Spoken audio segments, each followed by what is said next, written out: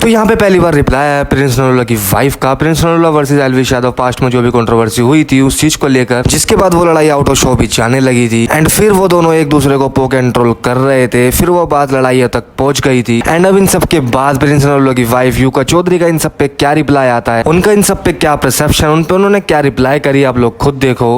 क्योंकि हम देखे थे इस बार का जो स्प्लिट्स फिल्म हमने देखा था तो एल्विश यादव के साथ उनकी काफी हुई थी। बाद में पूरी वो तो आर्मी जैसे पूरे सच्ची में थैंक गॉड मैंने नहीं देखा।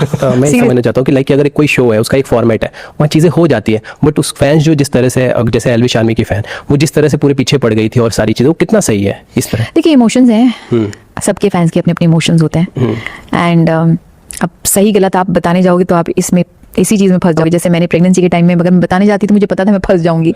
वो मुझे आधा समझेंगे आधा नहीं, जिनको नहीं समझना उन्हें नहीं समझना, जिन्हें समझना है तो उसमें आपको बोलने की भी जरूरत नहीं है। तो ये फैंस का प्यार है, चलता रहता है, आपस में टकरार चलती रहती हैं, चीज़ें चलती रहती हैं। कौन सही है कौन गलत वो तो मैं तभी बता सकती हूँ जब मैंने एक्चुअली चीज़ें वो की हों। मैं जेन्युइनली इस पे घुसती नहीं हूँ इन चीज़ों में। I have no idea about this, क्या है क्या कैसे कैसे।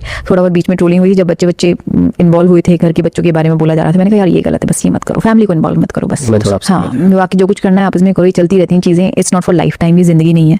एक पॉइंट आएगा जब सबकी अपनी लाइफ चल जाती है। तो बाकी गाइस आपका इस पे क्या कहना है, अपना ओपिनियन नीचे कमेंट करके आप लिख सकते हो। तो चलिए गाइस अब एल्विश यादव की बात हो ही गई है तो अब बात कर लेते हैं रजत दलाल को लेकर। रजत दलाल के फैंस के लिए एक बैड न्यूज है। तो जहां पर कल ईसीएल के ऑफिशियल इंस्टा हैंडल के अंदर एक पोस्ट आउट होता है एंड जिसके अंदर इन्फॉर्म करा गया है कि रजत दलाल को ईसीएल के आउट कर दिया गया है। उनका जो भी ईसीएल वालों के साथ कॉन्टैक्ट था वो कॉन्टैक्ट ब्रेक कर दिया गया है एंड इसका रीजन ये है कि उन्होंने ईसीएल के कॉन्ट्रैक्ट और रूल्स को वायलेट करी है। मतलब उन्होंने एक और क्रिकेट लीग में बिना एनओसी लिए पार्टिसिपेट कर लिया जो कि सिमिलर ही क्रिकेट लीग थी, जबकि उनका ईसीएल के साथ कॉन्ट्रैक्ट एक्टिव थी एंड वो बिना एनओसी लिए ही दूसरे क्रिकेट लीग में पार्टिसिपेट कर लिए थे, जिसकी वजह से रजत दलाल को इस सीजन ईसीएल से टर्मिनेट कर दिया गया है। बाकी गाइस अगर आप लोग रजत दलाल को लेकर या फिर ईसीएल वालों को लेकर कुछ कहना चाहते हो तो अपना ओपिनियन नीचे कमेंट बॉक्स करके आप लिख सकते हो। तो चलिए गाइस फिलहाल छोटा सा अपडेट था, मिलते हैं अगले अपडेट के साथ। Bye guys, like comment share subscribe.